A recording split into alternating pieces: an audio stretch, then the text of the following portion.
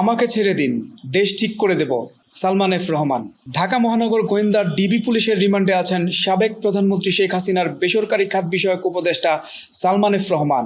New market থানায় দায়ের হওয়া হকার শাহজাহান আলী হত্যা মামলায় গত 13 আগস্ট তাকে গ্রেপ্তার করা হয়। রাজধানীর মিন্টো রোডে ডিবি পুলিশ কার্যালয়ে তার রিমান্ড চলছে। ডিবির জিজ্ঞাসায় সালমান এফ রহমান বলেন, আমাকে আটকে রাখলে আমার বিভিন্ন প্রতিষ্ঠানে কর্মরত 80,000 লোক বেতন পাবে না। বিভিন্ন ব্যাংক থেকে যে ঋণ নেওয়া হয়েছে সে ঋণের কিস্তিও দিতে পারবো না। এতে দেশেরই ক্ষতি হবে। তাই আমাকে ছেড়ে দিন, আমি দেশ ঠিক করে দেব। এ সময় ডিবি কর্মকর্তা বলেন, আপনি ঠিক করলে এখানেই করুন, কোর্টে গিয়ে কথা বলুন, কিন্তু আপনাকে ছাড়া হবে না। একের পর এক মামলায় কমপক্ষে 1 বছর আপনাকে রিমান্ডে থাকতে হবে।